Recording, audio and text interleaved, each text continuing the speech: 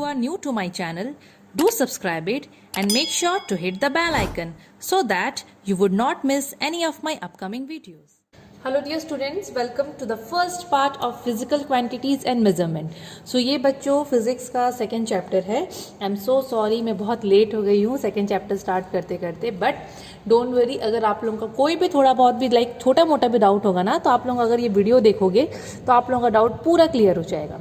So without wasting any time let's get started with the video. Video को start करने से पहले मैं ये बता दूं कि already first chapter that is matter complete हो चुका है. अगर आप लोग अभी तक वो वीडियो नहीं देखे हो तो do check the link in description box. Description box में लिंक ऑलरेडी दे दिया गया है, आप लोग वहाँ वीडियो को देख सकते हो. सो बच्चों, आप लोग ना इस चैप्टर में बेसिकली मेजरमेंट के बारे में पढ़ोगे और फिजिकल क्वांटिटीज़ के बारे में पढ़ोगे. ऑलरेडी क्लास 6 में एंड क्लास 7 में ये चैप्टर के बारे में पढ़ चुके हो, तो ज़्यादा दिक्कत तो नहीं होने वाली है. तो मतलब रिलेटेड चीज़ें ही पढ़ने वाले हैं हम लोग, ठीक है. सो फिजिकल क्वांटिटीज़ वो क्वांटिटीज़ होते हैं जिनको हम मेज़र कर सकते हैं, ठीक है. मतलब जैसे कोई चैप्टर का नाम फिजिकल क्वांटिटी है, चैप्टर का नाम क्या है, फिजिकल क्वांटिटी. तो you should know the meaning of physical quantity. So physical quantity means that quantity which can be measured. तो यहाँ पर हम लोग वो क्वांटिटीज़ के बारे में पढ़ेंगे जिसको हम मेज़र कर सकते हैं. एंड मेजरमेंट का मतलब आपको पता है, मेजरमेंट का मतलब लाइक मेजरमेंट, ठीक है ना. कोई नोन चीज़ को, कोई अननोन चीज़ को हम लोग नोन चीज़ से मेज़र करते हैं, दैट इज कॉल्ड मेजरमेंट. और भी उसका अलग सा डेफिनेशन है, बट मैं एकदम नॉर्मल तरीके से बता रही हूँ. ओके, सो यहाँ पर ना जैसे कि बच्चों इंट्रो में बुक में ना बेसिकली डेंसिटी के बारे में दिया, और इस चैप्टर में ना डेंसिटी से ही रिलेटेड चीज़ों के बारे में दिया गया है. तो हम लोग भी डेंसिटी से ही स्टार्ट करते हैं. तो डेंसिटी होता क्या है बच्चों, देखो जैसे कि हम लोग बोलते हैं ना कोई चीज़ लाइट है या कोई चीज़ हैवी है, हल्का और भारी. सो वो एक्चुअली रिलेटेड टू डेंसिटी होता है, ठीक है. वो एक्चुअली रिलेटेड टू डेंसिटी होता है. अभी तक आप लोग लाइक क्लास 6 में 7 में आप लोग क्या पढ़े हो डेंसिटी का मतलब.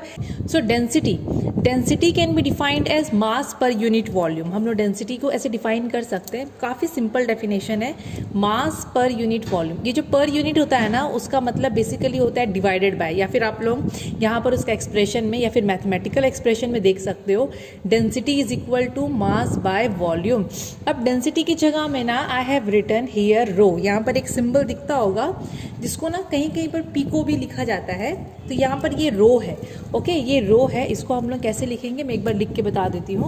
इसको नॉर्मली हम लोग इस टाइप से बनाते हैं, ठीक है. तो ये रो है, डेंसिटी की जगह में हम लोग इसी को लाइक लिखते हैं. एंड डेंसिटी का फॉर्मूला हमेशा लिखा जाता है mass by volume. Higher classes में और भी अलग अलग लाइक फार्मूलाज होते हैं डेंसिटी के, वो आप लोग पढ़ोगे, बट अभी के लिए आप लोगों को याद रखना है density is equal to mass by volume. That means density mass से भी रिलेटेड है एंड ऑब्जेक्ट का वॉल्यूम से भी रिलेटेड है, दोनों चीज़ से रिलेटेड होता है. तो आप लोग कोई भी ऑब्जेक्ट को ले लो, आप लोग ये पेन को कंसिडर कर लो, आप लोग ये पेपर को कंसिडर कर लो, आप लोग ये टेबल को कंसिडर कर लो, कोई भी चीज़ को कंसिडर कर लो. डेंसिटी जब भी हम लोग डिफाइन करेंगे या फिर कंसिडर करेंगे तो हम लोग वहाँ उस ऑब्जेक्ट का mass as well as volume दोनों को हम लोग ध्यान में रखेंगे. So density is actually the lightness और heaviness of an object. Simple language में अगर मैं बात करूँ, सिंपल तरीके से कैसे समझना है, it is actually the lightness, भारी और हल्कापन ऑफ एन ऑब्जेक्ट. देखो सिंपल तरीके से तो हम ऐसे ही समझ सकते हैं, ठीक है. अब यहाँ पर एक स्टेटमेंट है, जैसे कि यहाँ पर एक लाइन आप लोगों को देखने को मिल रहा है, iron is heavier than would for a given volume. Suppose आपके पास दो चीज़ है, एक आप लोगों के पास लोहा है, सपोज आप लोगों के पास, अच्छा मैं तो डायग्राम ऑलरेडी बना चुकी हूँ. सपोज आप लोगों के पास एक पीस ऑफ आयरन है और यहाँ पर एक पीस ऑफ वुड है, ठीक है, और दोनों का वॉल्यूम सेम है. गिवन वॉल्यूम मतलब सपोज वॉल्यूम दोनों का सेम है, गिवन वॉल्यूम है, दोनों का वॉल्यूम सेम है. अब यहाँ पर बोल दिया है कि वॉल्यूम सेम है और जब मेज़र किए दोनों का डेंसिटी, तो यहाँ पर ऐसा बोला जा रहा है कि आयरन जो है वो हैवियर है, भारी है. मतलब भारीपन एंड हल्कापन के हिसाब से आयरन जो है वो भारी है वुड से. इसका मतलब density of iron is more as compare to wood, और मास भी आयरन का ज़्यादा है एज कम्पेयर टू वुड. अब मास कैसे ज़्यादा है बच्चों, अगर आप लोग यहाँ पर फॉर्मूला देखोगे, अगेन मैं यहाँ पर फॉर्मूला लिख रही हूँ, मास बाय वॉल्यूम. वॉल्यूम तो दोनों का सेम कर दिया गया है, ठीक है, और बोल दिया है कि भारी कौन है, आयरन भारी है. अगर वॉल्यूम सेम है तो क्या बच गया, मास. अगर iron is heavier that means mass of iron should be heavier than would. तो यहाँ पर आप लोगों को इस टाइप से लिखना है. एग्जाम में अगर आता है इलेबोरेट करो या बस 1 मार्क का टीचर पूछ देते हैं तो आप लोग इस टाइप से लाइक कर सकते हो, बता सकते हो, एक्सप्लेन कर सकते हो. बहुत सिंपल है, ठीक है ना. अभी हाँ, अब देखो बच्चों, अब जैसे कि बहुत सारे अलग अलग टाइप के ना सब्सटेंस होते हैं, तो हम लोग अलग अलग टाइप के सब्सटेंस का डेंसिटी को मेजर कर सकते हैं। यहाँ पर मेनली सॉलिड्स का बात हो रहा है, ठीक है, कोई भी हार्ड चीज सॉलिड्स का बात हो रहा है। आप सबको पता है सॉलिड्स किसको बोलते हैं। तो अगर मैं बात करूँ कि कोई इरेग्युलर सॉलिड है, इरेग्युलर सॉलिड मतलब ऐसा सॉलिड जिसका कोई पर्टिकुलर शेप नहीं है। जैसे कि आप लोग बेस्ट एग्जाम्पल ले लो, अ पीस ऑफ स्टोन, ठीक, एक स्टोन ले लो, पत्थर ले लो, आप लोग रॉक ले लो, चलो स्टोन ले लो, ठीक है। तो अगर मैं उसका डेंसिटी नापना चाहूँ तो उसको मैं कैसे मेज़र कर सकती हूँ। तो क्वेश्चन आता है बच्चों कि how can we measure the density of an irregular solids, मतलब इरेग्युलर सॉलिड्स का डेंसिटी हम लोग कैसे मेज़र कर सकते हैं। सो इरेग्युलर सॉलिड्स का डेंसिटी मेज़र करने के लिए ना दो चीज़ आती है। एक होता है मेजरिंग सिलेंडर, जो कि आप लोगों को बुक में भी दिख रहा होगा, और साइड में मैं यहाँ डायग्राम दे दी हूँ, लाइक साइड में यहाँ फोटो में दे दी हूँ, आप लोग उसको भी देख सकते हो। एंड सेकेंड होता है यूरेका कैन। यूरेका कैन भी बुक में लाइक अच्छे से मेंशन्ड है, और साइड में भी आप लोगों को देखने को मिल रहा है। तो ये दो चीज़ होता है, उसको यूज़ करके ना हम लोग आराम से बहुत ईजिली विदाउट एनी प्रॉब्लम हम लोग लैब में या घर बैठे बैठे, इधर घर में क्या, लैब में ही बेसिकली, बिकॉज लैब में ये सब रहता है ना सामान। सो लैब में हम लोग आराम से डेंसिटी इरेग्युलर सॉलिड का मेज़र कर सकते हैं। ओके, सो दो चीज़ का नाम याद रखना है। First is measuring cylinder, second one is eureka can. First is measuring cylinder and second one is eureka can. Okay, और यहाँ पर भी मैं डायग्राम अपने हिसाब से लाइक जो मुझे समझ में आया बना दी हूँ। फर्स्ट इज़ मेजरिंग सिलेंडर, जो कि आप लोग देखे हो अलग अलग शेप्स में, अलग अलग मटेरियल का, like glass and basically plastic, ये दो टाइप का मटेरियल का ये अवेलेबल होता है। लैब में भी रहता है, प्लास्टिक के भी रहते हैं मेजरिंग सिलेंडर, एंड ग्लास का भी रहता है, ठीक है। एंड इसमें ना ये मतलब ग्रेजुएटेड रहता है, मतलब इसका मतलब होता है यहाँ पर ना जो स्केल बना रहता है, स्केल का मतलब होता है वहाँ पर जो नंबरिंग रहता है, ठीक है, मेजरमेंट के लिए। और ये है यूरेका कैन, ठीक है, इस टाइप का बीकर रहता है, यहाँ से इस टाइप का स्प्राउट रहता है, और हम लोग आराम से मेज़र कर सकते हैं। तो इसको हमने यूज़ करके आराम से लाइक डेंसिटी इरेग्युलर सॉलिड का मेज़र कर सकते हैं। अभी बच्चों देखो, मैं एक एक्टिविटी है, मैं तो यहाँ फ़िलहाल नहीं कर सकती हूँ, तो मैं बुक के थ्रू ही आप लोगों को समझा रही हूँ। सो यहाँ पर हम लोगों को नॉर्मली क्या एक्टिविटी दिया गया है, to determine the volume of irregular solid using a measuring cylinder. Measuring cylinder को यूज़ करके हम लोगों को वॉल्यूम बताना है, किसका, इरेग्युलर सॉलिड का। मतलब एक पत्थर ले लो आप लोग, इरेग्युलर होता है, ऐसा तो कोई पर्टिकुलर शेप होता नहीं है, तो हम लोग को ना उसका वॉल्यूम दिखाना है, लाइक मेज़र करना है। तो बच्चों ये ना बहुत ईजी है, लाइक स्कूल में तो काफ़ी बार हम लोगों ने लाइक दिखाया है बच्चों को, बट अभी पॉसिबल नहीं है, वरना दिखा देती मैं, अगर मेरे पास सामान अवेलेबल होता, अपैरेटस, ठीक है। तो देखो बच्चों, यहाँ पर क्या है, मेनली हम लोगों को ना सबसे पहले देखो ये मेजरिंग सिलेंडर चाहिए, एक चाहिए, ठीक है। यहाँ पर एक मेजरिंग सिलेंडर ले लिया गया है। एक आप लोग आराम से पीस ऑफ रॉक, रॉक तो नहीं बोलना चाहिए, स्टोन ले लेना, मेजरिंग सिलेंडर ले लेना, पीस ऑफ स्ट्रिंग, जैसे कि धागा होता है ना, आप लोग वो ले सकते हो, लैब में एकदम अच्छे से दिया रहता है धागा, ठीक है, स्ट्रिंग। हम लोग को ये तीन चीज़ चाहिए। तो अब हम लोग क्या करेंगे ना, जैसे स्ट्रिंग रहेगा तो स्ट्रिंग से हम लोग ना वो पत्थर को ऐसे बांध देंगे, ठीक है, वो स्टोन को ऐसे बांध देंगे।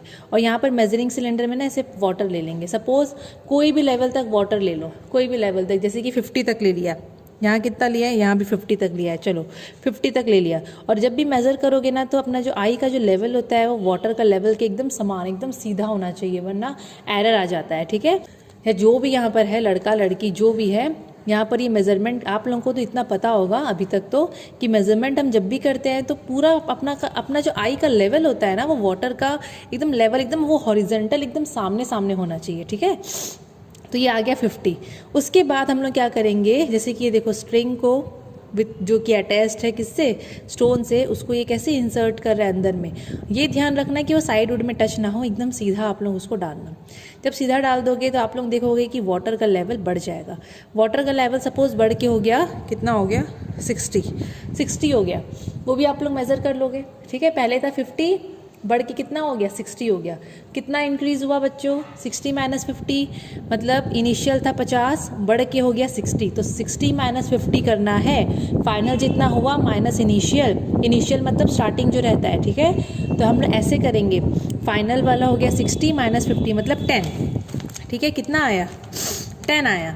तो जो हम लोग को यहाँ पर 10 मिला, हम लोगों को यहाँ पर जो 10 मिला वो हो गया वॉल्यूम उस पत्थर का। बहुत सिंपल है। उसके बाद हम लोग अगर पूछता है डेंसिटी निकालो तो वॉल्यूम मिल गया, मास दे दिया रहेगा, मतलब इतना तो नहीं पूछेगा बट मैं बता दे रही हूँ। ऐसे आप लोग वॉल्यूम निकाल लोगे एकदम एकदम ईजी तरीका से।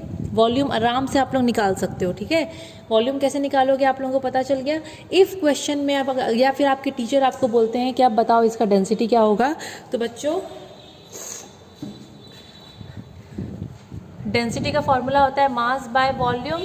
आप लोग को वॉल्यूम मिल गया जैसे कि 10 मिल गया, और मास क्वेश्चन में दिया रहेगा कि पत्थर का मास सपोज 20 ग्राम है या जो भी है, बस कैंसिल आउट कर देना जैसे कि आप लोग मैथ्स में करते हो, बस आंसर आ जाएगा।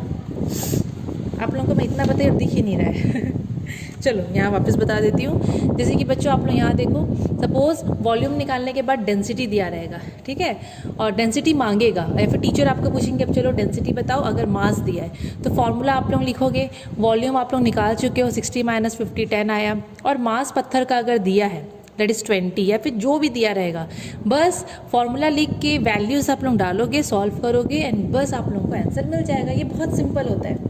तो मेजरिंग सिलेंडर के साथ काम करना वेरी सिंपल, बहुत सिंपल है। ऐसे कोई इसमें तामझाम नहीं है, बहुत ऐसे कोई डिफ़िकल्ट या क्रिटिकल सा चीज़ वो नहीं है। अभी सेम इरेगुलर सॉलिड है और हम लोगों को अगेन वॉल्यूम निकालना है, लेकिन यहाँ मेजरिंग सिलेंडर को यूज़ नहीं करेंगे, हम लोग किसको यूज़ करेंगे, यूरेका कैन को। तो यूरेका कैन कुछ इस टाइप से दिखता है, बस यहाँ पर हम लोग एक बीकर या फिर जो भी, यहाँ बीकर तो नहीं है, यहाँ पर इस टाइप का कुछ टेस्ट ट्यूब या फिर आप लोग मेजरिंग सिलेंडर ही लगा लो जिसमें जैसे स्केलिंग टाइप हो, ठीक है। अब देखो यहाँ पर क्या दिया है। देखो बच्चों, सेकंड एक्टिविटी में हम लोग को सेम चीज़ करना है, इरेगुलर सॉलिड का वॉल्यूम निकालना है, लेकिन यहाँ पर मेजरिंग सिलेंडर से नहीं, यूरेका कैन से हम लोग को यूज़ करना है, लाइक वॉल्यूम निकालना है। तो यूरेका कैन बच्चों इस टाइप से दिखता है, आप लोगों को इस टाइप से बीकर दिख रहा है ना, तो बीकर के साइड में जैसे स्पाउट होता है, ठीक है, यहाँ पर आप लोगों को तो देख के पता चल गया होगा, और आप लोगों की बुक में आप लोगों को और क्लियर डायग्राम दिखता होगा, ठीक है। तो हम लोगों को सबसे पहले क्या करना है, यहाँ पर क्या क्या सामान चाहिए, मटेरियल्स रिक्वायर्ड क्या क्या चाहिए, ऐसे यूरेका कैन चाहिए, ये स्ट्रिंग चाहिए जैसे कि आप लोग पहले लिए थे, स्टोन चाहिए, इरेगुलर सॉलिड, और एक मेजरिंग सिलेंडर चाहिए, ठीक है। मेजरिंग सिलेंडर क्यों चाहिए बताऊंगी आपको आगे, ठीक है ना। अच्छा, सबसे पहले हम लोग को क्या करना है, ये जो यूरेका कैन है ना, उसको आप लोग पूरा अच्छे से पानी से फिल कर दो। अब अच्छे से मतलब ये पॉइंट तक, ऐसा कि बस पानी जैसे कि ओवरफ्लो हो सके, यहाँ तक ओवरफ्लो करना नहीं है, इस पॉइंट तक भर दो पानी की, ये ऐसा लगेगा कि हाँ अब थोड़ा सा अगर और एक्स्ट्रा डाले तो वो ओवरफ्लो शायद हो जाए, तो ऊपर तक स्पाउट तक आप लोगों को पूरा पानी को भर देना है। उसके बाद नीचे में सेट कर लो मेजरिंग सिलेंडर, ठीक है। उसके बाद बच्चों आप लोग धीरे धीरे क्या करो, इसको अच्छे से इमर्स करवाओ, और इस तरीके से करवाओ कि पत्थर जो है वो साइड में लाइक टच ना हो, ठीक है। जब आप लोग पत्थर को धीरे धीरे इमर्स करवाओगे ना, तो आप लोग देखोगे कि यहाँ से जो पानी जो आप लोग ऊपर तक पूरा पैक किए थे, अब वो ओवरफ्लो करेगा, वो स्पाउट से नीचे गिरेगा, और नीचे गिरेगा तो कहाँ गिरेगा, वो गिरेगा मेनली मेजरिंग सिलेंडर में। कहाँ गिरेगा, वो मेजरिंग सिलेंडर में, ठीक है।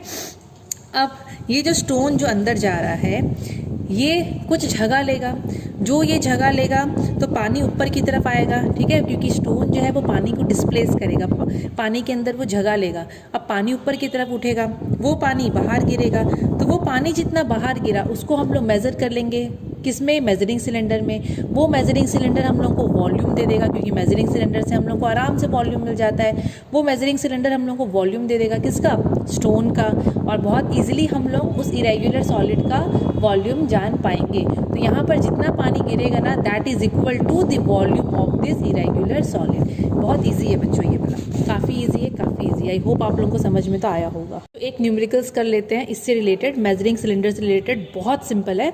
क्वेश्चन में दिया है अ measuring cylinder is filled with 80 ml of water. जैसे कि ये मेजरिंग सिलेंडर है, यहाँ ही देख लो, सपोज ये 80 ml पानी से भरती है, सपोज यहाँ 80 ml पानी है, ठीक है। अ सॉलिड विथ मास 40 ग्राम, एक सॉलिड है जिसका वजन है 40 ग्राम, ठीक है, जी का मतलब होता है gram, is then lowered into the cylinder. 40 gram का पत्थर को, या मैं पत्थर बोल रही हूँ, सॉलिड में कुछ भी हो सकता है, उसको हम लोग पानी के अंदर में यहाँ पर इमर्स करवाए, तो वाटर लेवल बढ़ के 88 हो गया। पहले 80 था ओरिजिनल, और बढ़ के वो हो गया 88, सपोज यहाँ 88 हो गया, ठीक है, कितना हो गया 88, एकदम सिंपल है। अब बोल रहा है डेंसिटी निकालो, क्या निकालो, डेंसिटी।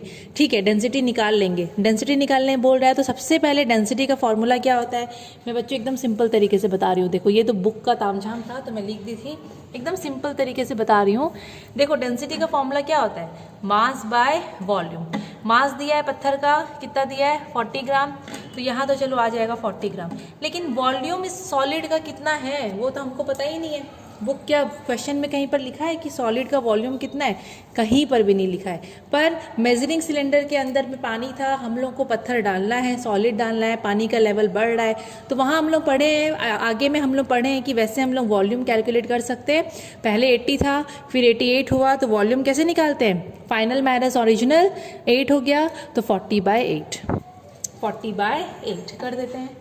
इसको काटो, 8 5 जा 40, आ गया आंसर। तो 5g/ml। अब ये g/ml कहाँ से आया, ये जो g है ऊपर में मास होता है, तो मास का कितना दिया है ग्राम, तो हमने g लिख दिए, डिवाइडेड बाय नीचे में क्या है मिलीलीटर। क्यों मिलीलीटर लिखी, बिकॉज क्वेश्चन में वॉल्यूम में मिलीलीटर 2 बार दिया, 2 बार क्या, जितनी बार भी देगा वॉल्यूम मिलीलीटर में लिखा है, तो यहाँ पर भी मिलीलीटर में होगा। तो ये बच्चों इस टाइप से क्वेश्चन आता है। तो पहला पार्ट यहीं तक बच्चों हम लोग ख़त्म करते हैं, वाइंड अप कर देते हैं ये वीडियो को।